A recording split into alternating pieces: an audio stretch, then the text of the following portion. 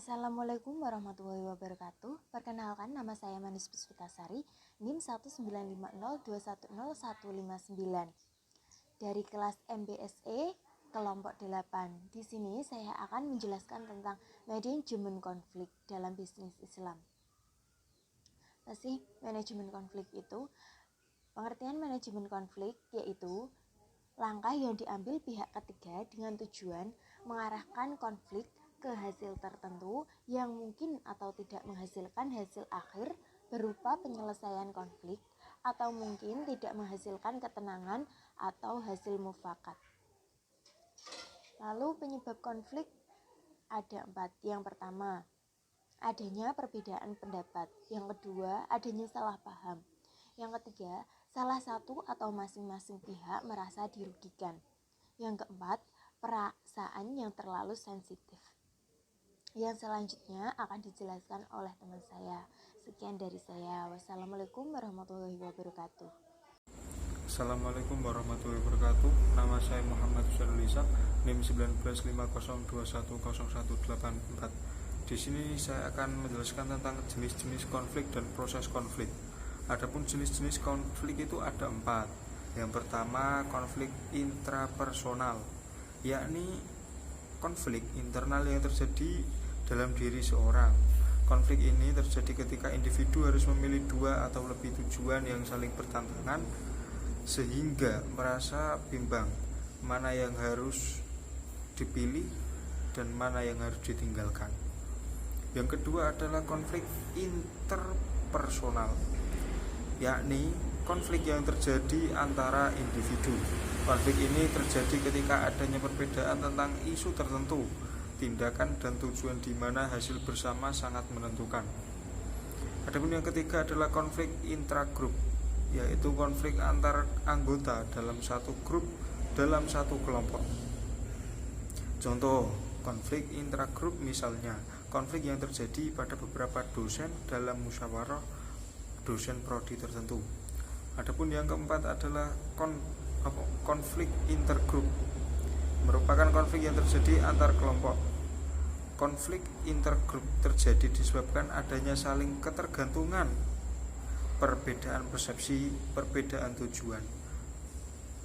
Adapun yang selanjutnya adalah proses konflik.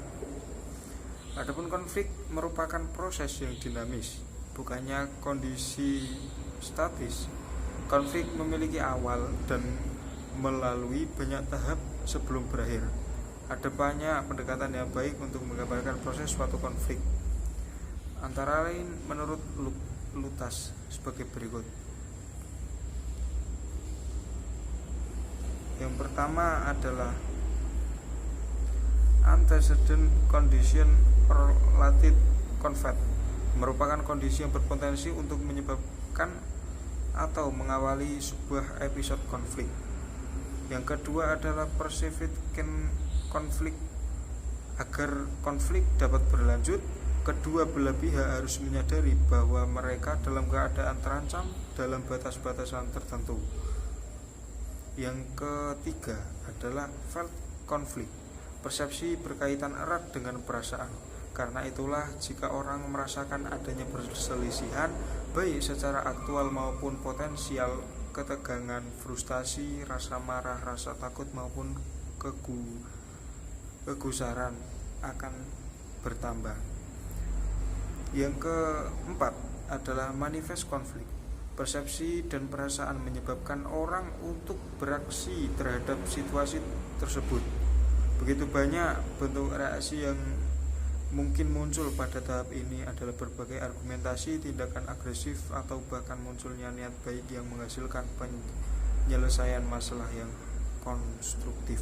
Yang kelima adalah conflict resolution or suppression, conflict resolution, atau hasil suatu konflik dapat muncul dalam berbagai cara. Kedua belah pihak mungkin mencapai persetujuan yang mengakhiri konflik tersebut. Mereka bahkan mungkin mulai mengambil langkah-langkah untuk mencegah terulangnya konflik di masa yang akan datang. Tetapi terkadang terjadi pengajuan dari konflik itu sendiri. Hal ini terjadi jika kedua belah pihak menghindari terjadinya reaksi yang keras atau mencoba mengacukan begitu saja ketika terjadi. Sekian dari saya. Yang pertama adalah pengenalan kesenjangan antara keadaan yang ada atau yang teridentifikasi dan bagaimana keadaan yang seharusnya. Satu-satunya yang menjadi terangkap adalah kesalahan dalam mendeteksi, tidak memedulikan masalah atau menganggap ada masalah padahal sebenarnya tidak ada.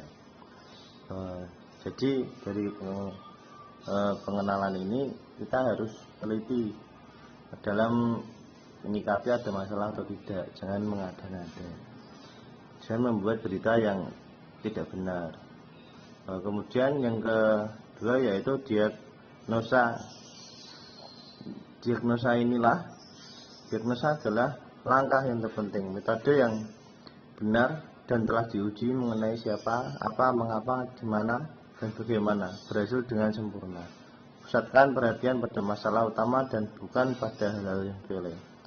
Yang diagnosa ini ketika ada masalah dalam manajemen, kita harus bagus untuk menyelesaikan masalah tersebut, yaitu mencari dengan cara sesuai yang telah diterapkan,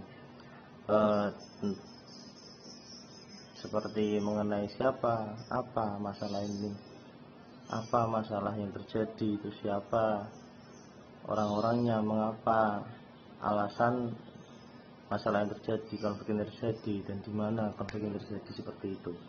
Kemudian yang ketiga yaitu menyepakati suatu solusi.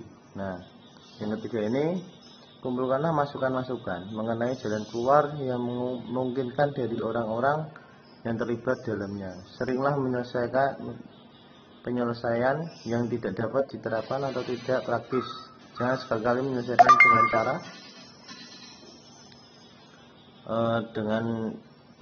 dengan cara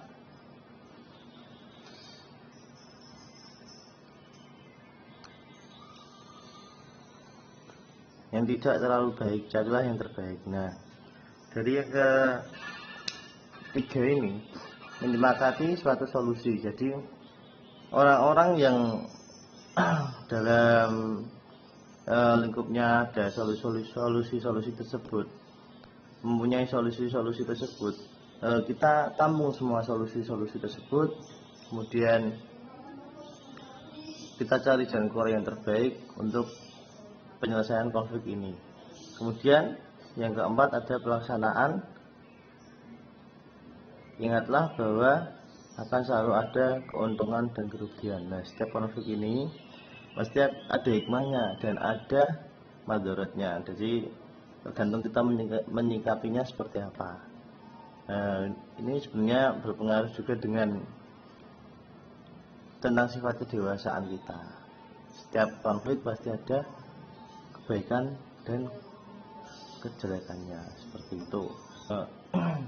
Cukup sekian dari kelompok saya. Terima kasih. Assalamualaikum warahmatullahi wabarakatuh. Kemudian yang keempat ada pelaksanaan. Ingatlah bahwa akan selalu ada keuntungan dan kerugian. Nah, setiap konflik ini pasti ada hikmahnya dan ada madaratnya. Jadi tergantung kita menyikapinya seperti apa. Ini sebenarnya berpengaruh juga tentang sifat kedewasaan kita. Setiap konflik pasti ada kebaikan dan kejelekannya, seperti itu. Kemudian yang kelima, evaluasi. Penyelesaian ini itu sendiri dapat melahirkan serangkaian masalah baru. Jika penyelesaiannya tampak tidak berhasil, kembalilah ke langkah-langkah sebelumnya dan cobalah lagi. Kemudian manajemen konflik dalam bisnis Islam.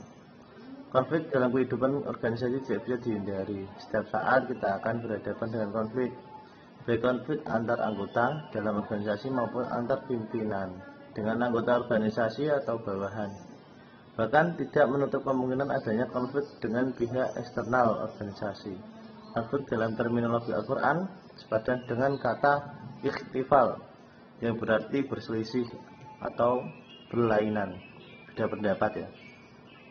Konflik yang berarti penyelisihan tertuang dalam ayat Al-Quran, diantaranya dalam surat Al-Imran ayat 105 yang mempunyai arti, dan janganlah kamu menyerupai orang-orang yang bercerai-cerai dan berselisih sesudah datang keterangan yang jelas kepada mereka. Mereka itulah orang yang mendapat siksa yang berat. Nah, dijelaskan di surat Ali Imran ini, Allah itu tidak paling benci dengan orang-orang yang bercerai-berai atau yang berselisih sampai waktu yang lama. Kalau di Al-Quran juga terangkan bahwa perselisihan itu sesama